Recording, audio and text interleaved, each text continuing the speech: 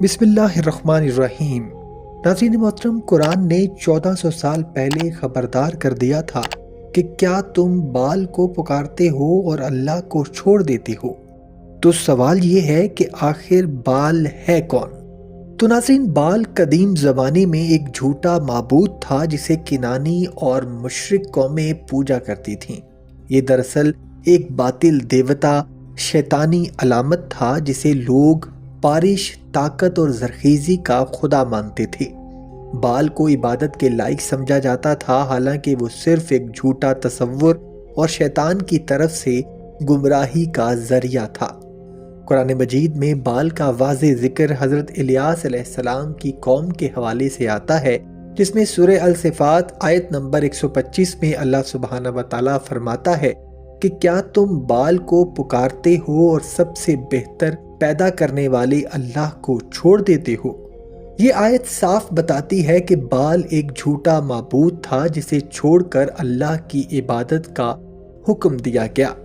ناظرین، اسلام میں بال جیسے تمام معبود شرک کی علامت ہیں، شیطان کی چال ہیں اور انسان کو اللہ سے دور کرنے کا ذریعہ ہیں۔ اللہ سبحانہ و تعالیٰ سورہ لقمان آیت نمبر 13 میں فرماتا ہے کہ بے شک شرک بہت بڑا ظلم ہے، اور نبی کریم صلی اللہ علیہ وآلہ وسلم نے ارشاد فرمایا کہ جس نے اللہ کے سوا کسی اور کو پکارا اس نے شرک کیا۔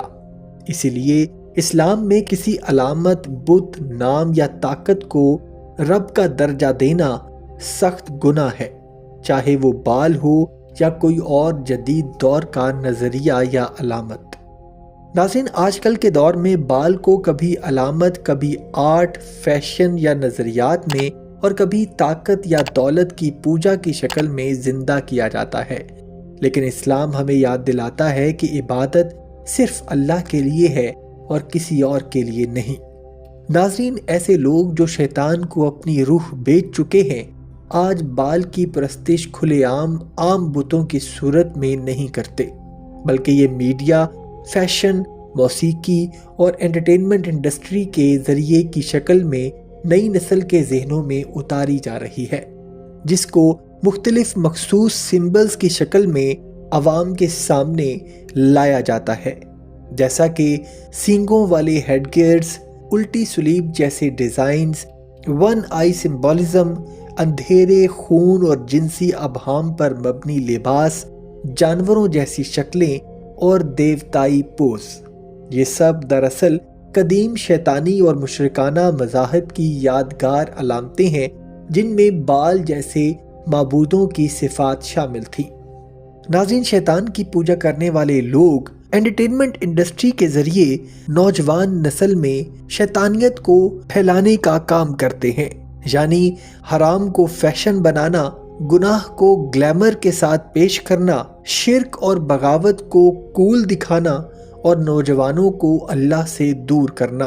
اور یہی وہ سب اعمال ہیں کہ جن کے بارے میں قرآن مجید سورہ بقرہ کی آیت نمبر 168 میں فرماتا ہے کہ شیطان کے قدموں کی پیروی نہ کرو۔ اور ناظرین، آج کی نوجوان نسل وہ لباس پہنتی ہے جس کا مطلب وہ خود نہیں جانتی، وہ علامتیں فالو کرتی ہے جن کی جڑیں شرک اور شیطانیت میں ہیں، اور یہی تو بال کی اصل کامیابی تھی کہ اللہ کو چھوڑ کر انسانوں کو انسانوں کا ہی غلام بنانا۔ اور قرآن مجید کی سورہ یاسین کی آیت نمبر 60 میں اللہ سبحانہ و تعالیٰ فرماتے ہیں کہ کیا میں نے تم سے عہد نہیں لیا تھا کہ شیطان کی عبادت نہ کرنا؟ لیکن افسوس کی بات یہ ہے کہ آج حرام معمول بن چکا ہے اور حق اجنبی ہوتا جا رہا ہے۔ اور ناظرین، اس میں کوئی شک نہیں کہ بال آج بھی زندہ ہے، مگر بت کی شکل میں نہیں، بلکہ سوچ، فیشن اور میڈیا کی صورت میں۔ اور جو بیدار ہے وہ بچ گیا، اور جو اندھی تقلید میں ہے وہ غلام بن چکا ہے۔ ناظرین محترم، قرآن نے 1400 سال پہلے خبردار کر دیا تھا کہ کیا تم بال کو پکارتے ہو اور اللہ کو چھوڑ دیتے ہو؟ تو سوال یہ ہے کہ آخر بال ہے کون؟ تو ناظرین، بال قدیم زمانے میں ایک جھوٹا معبود تھا جسے کنانی اور مشرک قومیں پوجا کرتی تھیں۔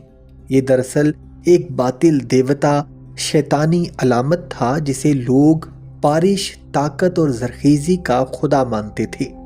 بال کو عبادت کے لائق سمجھا جاتا تھا، حالانکہ وہ صرف ایک جھوٹا تصور اور شیطان کی طرف سے گمراہی کا ذریعہ تھا۔ قرآن مجید میں بال کا واضح ذکر حضرت الیاس علیہ السلام کی قوم کے حوالے سے آتا ہے، جس میں سورہ الصفات آیت نمبر 125 میں اللہ سبحانہ و تعالیٰ فرماتا ہے کہ کیا تم بال کو پکارتے ہو اور سب سے بہتر پیدا کرنے والے اللہ کو چھوڑ دیتے ہو؟ یہ آیت صاف بتاتی ہے کہ بال ایک جھوٹا معبود تھا جسے چھوڑ کر اللہ کی عبادت کا حکم دیا گیا۔ ناظرین، اسلام میں بال جیسے تمام معبود شرک کی علامت ہیں، شیطان کی چال ہیں اور انسان کو اللہ سے دور کرنے کا ذریعہ ہیں۔ اللہ سبحانہ و تعالیٰ سورہ لقمان آیت نمبر 13 میں فرماتا ہے کہ بے شک شرک بہت بڑا ظلم ہے، اور نبی کریم صلی اللہ علیہ وآلہ وسلم نے ارشاد فرمایا کہ جس نے اللہ کے سوا کسی اور کو پکارا اس نے شرک کیا۔ اسی لیے اسلام میں کسی علامت، بت، نام یا طاقت کو رب کا درجہ دینا سخت گناہ ہے، چاہے وہ بال ہو یا کوئی اور جدید دور کا نظریہ یا علامت۔ ناظرین، آج کل کے دور میں بال کو کبھی علامت، کبھی آرٹ، فیشن یا نظریات میں، اور کبھی طاقت یا دولت کی پوجا کی شکل میں زندہ کیا جاتا ہے، لیکن اسلام ہمیں یاد دلاتا ہے کہ عبادت صرف اللہ کے لیے ہے اور کسی اور کے لیے نہیں۔